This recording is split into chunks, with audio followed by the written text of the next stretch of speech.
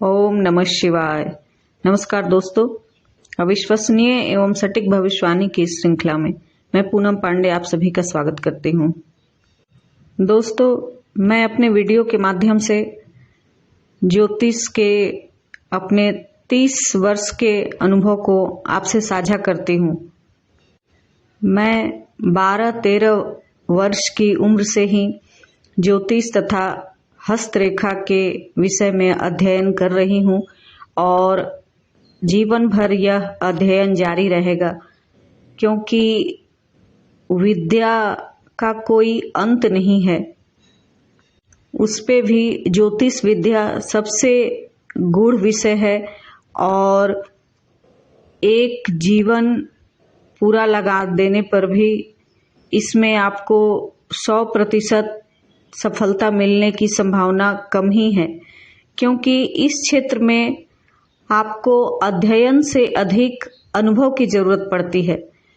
आप जितने अधिक से अधिक कुंडली देखेंगे, उनका फलित करेंगे, उतना अधिक आपके अनुभव में वृद्धि होगी, क्योंकि ज्योतिष शास्त्र में इतने अधिक सूत्र और सिद्धांत हैं जो हर किसी की कुंडली में फिट नहीं बैठते और हर सिद्धांत और सूत्र का कोई न कोई अपवाद होता ही है और इन सब का पता आपको कुंडली विश्लेषण के दौरान ही पता चलता है। मैंने अब तक हजारों कुंडलियां देखी हैं और उनका विश्लेषण करने के दौरान ही मुझे कई नई बातों का भी पता चला और ऐसे सिद्धांत भी मैंने देखे जो शास्त्र में तो लिखे हैं, परंतु कुंडली में अनुभव में वो सिद्धांत नहीं है। दोस्तों, इसलिए मैं अपने वीडियो में केवल अपना अनुभव ही साझा करती हूँ। वही कुंडली आपके सामने लेकर आती हूँ जिसका विश्लेषण मैंने कर लिया है और जिनकी कुंडली है उन्होंने अपनी 100% पूर्ण सहमति जताई कि हाँ, आपने बिल्कुल सही और सटीक बताया।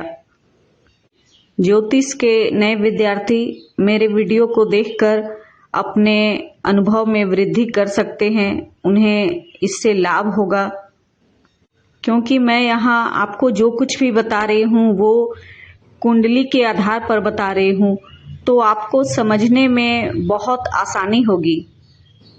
आज की वीडियो में भी मैं आपके सामने एक नई कुंडली लेकर उपस्थित हुई हूँ और इसके बारे में आपसे कुछ चर्चा करूंगी।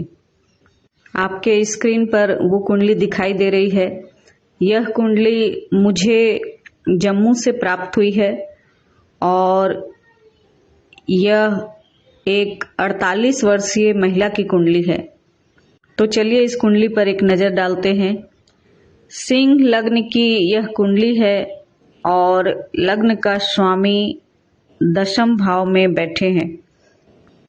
लग्नेश का 10म भाव में बैठना कैरियर तथा व्यवसाय के लिए बहुत शुभ माना गया है। ऐसे लोग बहुत कर्मठ होते हैं, मतलब कि बहुत मेहनती होते हैं और किसी भी काम को करने से पीछे नहीं हटते। इस जातिका के भी साथ ऐसा ही है। यह बहुत मेहनती है और अपने कैरियर में बहुत सफल हैं। अब बात करते हैं इनके 5म भाव की, जिसके लिए मैंने यह कुंडली आज डाली है। इनके 5म भाव में धनु राशि पड़ती है और उसके स्वामी गुरु 5म भाव में ही स्थित है, मतलब कि गुरु स्वग्रही होकर इनके 5म भाव में बैठे हैं। तो कुंडली में यदि गुरु की स्थिति शुभ होती हो तो जातक या जातिका सेवा, शिक्षा अथवा न्याय से संबंधित क्षेत्र में बहुत सफल होते हैं। ये जातिका भी सेवा के क्षेत्र से ही जुड़ी हुई हैं। यह एक सफल डॉक्टर हैं और अपने क्षेत्र में बहुत अच्छा काम कर रही हैं। जैसा कि आप सब जानते हैं, स्थान हानि करे जीवा, गुरु जिस भाव में बैठते हैं उस भाव की कोई न कोई हानि अवश्य करते हैं। तो यहाँ गुरु पंचम भाव में है और पंचम भाव शिक्षा, प्रेम तथा संतान का भाव होता है। अब दूसरी तरफ ये बात भी है कि गुरु यदि स्वग्रही या उच्च के हों तो पुत्र संतान की प्राप्ति भी होती है। अब इस कुंडली में ये दोनों योग ही देख रहे हैं कि गुरु संतान की हानि भी कर रहे हैं और पुत्र संतान की प्राप्ति भी हो रही है। तो आपको लगेगा कि यह कैसे हो सकता है, लेकिन ये दोनों बातें सत्य हैं। इनकी एक दो संतान की हानि भी हो चुकी है और इनको एक पुत्र रत्न की प्राप्ति भी हुई है। कभी कभी कुंडली में इस तरह की विरोधाभास वाले योग हो जाते हैं, उसमें आप कंफ्यूज कभी न हो, क्योंकि दोनों बातें भी हो सकती है, हानि भी हो सकती है और लाभ भी हो सकता है। जब हानि और लाभ दोनों तरह के फल मिले तो उसे ही मिश्रित फल कहा जाता है, मतलब कि मिला जुला फल मिलता है। तो इस कुंडली के अनुसार इस जातिका को गुरु के भी मिले जुले फल प्राप्त हुए हैं। अब चलित कुंडली पर भी एक नजर डाल लेते हैं। चलित कुंडली में पंचम भाव में राहु और गुरु दोनों मिलकर गुरु चांडाल योग बना रहे हैं। पंचम भाव में यदि राहु हो तो संतान को लेकर कोई समस्या होती है, जातक या जातिका के गुप्त प्रेम संबंध हो सकते हैं। इसके अलावा कभी कभी समाज में अपयश का शिकार होना पड़ता है, मतलब कि उनकी कभी न कभी अपने समाज में बदनामी होती है किसी भी बात को लेकर। तो यहाँ मैंने पंचम भाव के राहु का जो भी फल बताया है वो तीनों ही घटना इस जातिका के साथ हो चुकी है। पहला तो यह है कि इनकी जो संतान है उसको कोई न कोई स्वास्थ्य संबंधी परेशानी लगी ही रहती है।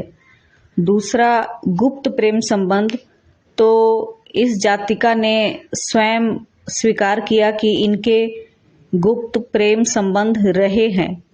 और तीसरी बात जो मैंने कही कि कभी कभी बदनामी का सामना करना पड़ता है, तो यह जातिका स्वयं कहती है कि कभी कभी मेरे द्वारा ऐसा व्यवहार हो जाता है लोगों के प्रति कि पीठ पीछे लोग मेरी बुराई करते हैं और मेरी छवि कुछ ठीक नहीं है।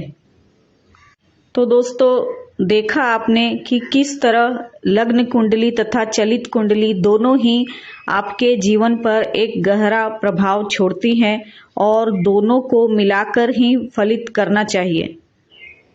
इस कुंडली के एकादश भाव में जो कि हमारी आमदनी का भाव होता है, उसमें महालक्ष्मी राजयोग बना हुआ है, जिससे साफ पता चलता है कि इस जातिका को आय संबंधी कभी कोई परेशानी नहीं होगी और इनकी आमदनी बहुत अच्छी रहेगी।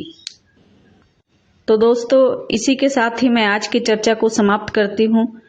आपको मेरा वीडियो कैसा लगा कमेंट में ज़रूर बताएं।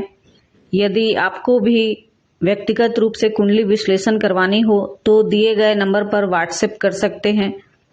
अगले अंक में आपसे फिर मुलाकात होगी एक नई वीडियो, एक नई चर्चा के साथ। तब तक के लिए नमस्कार, जय महाकाल।